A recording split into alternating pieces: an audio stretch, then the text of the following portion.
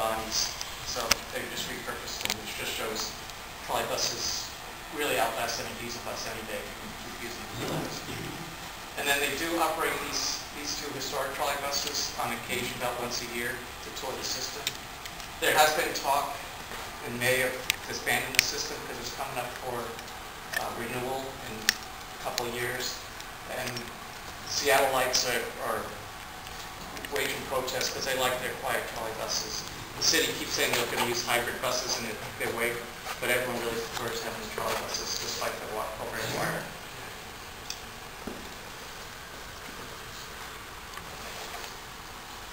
Seattle Transit Tunnel. So this opened in 1990. It was originally designed for dual-mode buses, diesel on the surface and trolley bus in the tunnel.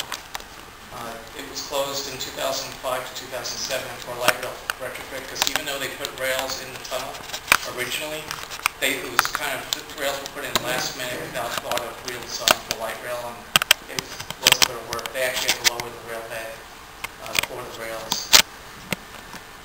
And currently it's actually used in service with buses and with light rail, although there's no longer trolley bus wires because they didn't want to run trolley buses in mixed traffic with the light rail. That would have been an overhead nightmare. So they're now hybrid buses with low emissions, so they can use them in the tunnel. And this is the Pioneer Place station. So this is more. This is during the trolley bus days. So this is the Convention Center station, so that you can see poles are down, it's coming in, they'll pull into one of the bays here, and then the poles will go up, and then they'll go into the tunnel.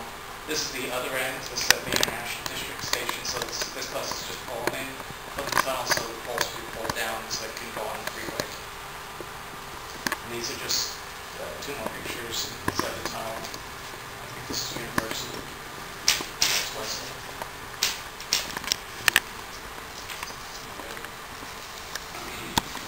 So now it has light rail in it.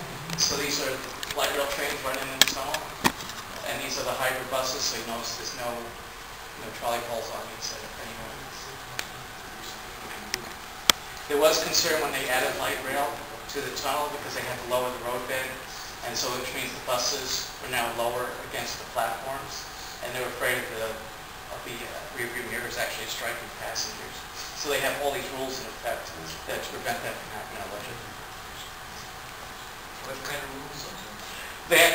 They've always had to stop before they come in, but they have to, I believe they have to retract the rear mirrors actually can go out and retract, so they have to retract it when they pull them in, and then when they stop, they have to pull it back out so they can. They have lights on them. Yeah, they have flashing lights. Yeah. Very festive. Very festive. Link light rail. So we've already seen a taste of it inside the tunnel itself. So this opened in 2009. Westlake University, Pioneer, and International District is all part of the transit tunnel repurposing. Stadium and Soto are on the busway that the buses are already using, so that's right away. And now it enters its own right away here. Beacon Hill is actually in a tunnel. So this is actually undergrade. The light rail actually raises up and then punches into the tunnel because the hills of Seattle. And then it comes out of the tunnel now and then goes down the middle of MLK Boulevard for Columbia City, Othello, and Rainier Beach. And then goes on a very long, I think it's 3 miles between these two stations, Rainier to Tukwila International Boulevard.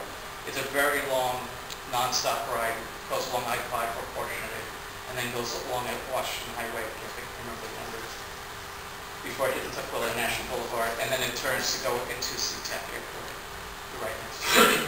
Basically, you have to walk through the parking garage of SeaTac to get to the light rail station. And these cars are Kikishiro, and if you look at them closely, you can see some semblance to New Jersey Transit light rail, except this is much more curved than the angular New Jersey Transit. So this is a station on the busway. This is Soto, or south of downtown. They're very long platforms because they're designed for 4-car trains, which are very, very long. They rarely ever use it except for baseball, or football pull-ins and pull-outs in the yard. And this is actually at the stadium, so I just got off to go to a Mariners game here. And the interesting thing, after the Mariners game, we went back to the platform, and the 4-car empty train came in from the yards. They split the train right there in the station. Half of it continued to downtown. The other one did a reverse move to go back towards Tacoma, right there in the station. Just because the platform was so crowded, they needed to get people out of there very quick. It was a pretty efficient operation. And this is at Mount Baker, so it's an elevated station. The tunnel is right over here. And then it goes down onto the right-of-way and Helen Cable over. Question. Excuse me, what is the top speed? I think it's 65, which they can do in some of the long stints, especially on I-5. Okay, Seattle streetcar. So this is another totally separate system from Link Light Rail. This opened in 2007 and is affectionately known as the South Lake Union Trolley, or the Slut. You could actually get there used to be a coffee place called Kapow Coffee, which was right next to the car barn for the Seattle streetcar. They didn't like the gentrification of the neighborhood and the fact that the neighborhood was owned by Paul Allen, the Microsoft co-founder. And so he was coercing the city to build the line for him so he could redevelop his neighborhood. So the city is a slut to Paul Allen, is basically what they're saying. Unfortunately, Kapow Coffee was right. They would change the neighborhood to the point where Kapow Coffee could not live there anymore. So they actually had to close down. But they sold neat t-shirts. But they sold neat t-shirts, and I wrote the Slut shirts. Yeah. It's great. They actually made more money on selling t-shirts than coffee. Wow. So this is it going down Westlake, and if you look very carefully, it might be hard for you to say, but this license plate here says 3RD, RAL, or Third Rail, because that's my car. So at the Westlake Terminal, you can see the monorail. So the monorail station's right here. So this is becoming a transit hub. The Westlake station for the light rail and the bus tunnel is just one block away as well. So this has become Westlake's intermodal center. Pretty quick.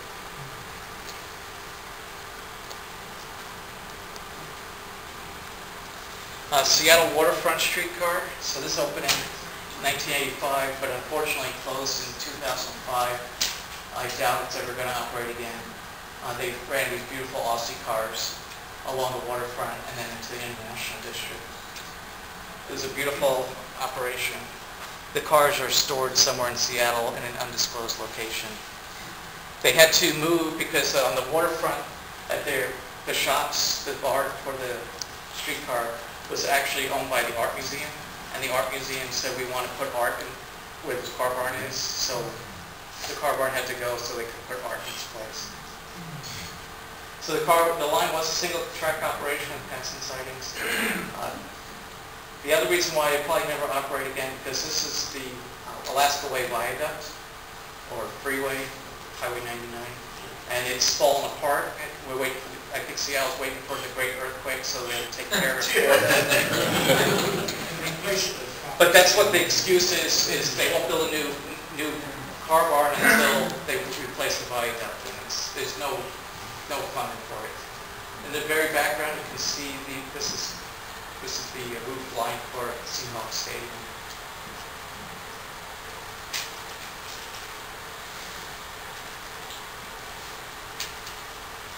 Seattle Sounder, so this is a commuter rail service used in the Bombardier double-decker cars. This is at Tacoma Station, which is in the warehouse district. It really doesn't go into downtown Tacoma because from there we're supposed to take the Link Light Rail, which I'll get to in a second, into downtown. It only runs rush hour service. I think there are 4 inbounds in the morning on the south line and 3 on the north line to Everett. And then Tacoma itself. So they have a light rail, or Tacoma Link. It opened in 2003. It uses the same exact cars as the original cars for Portland streetcar. It was a follow-on order to Portland. runs from the Tacoma Dome station into downtown Tacoma as a kind of revitalization project for Tacoma. And there's talk about extensions. This is at Union Station, which is no longer Union Station. And this is at the Tacoma Dome station. You can see there's two huge parking garages here and here.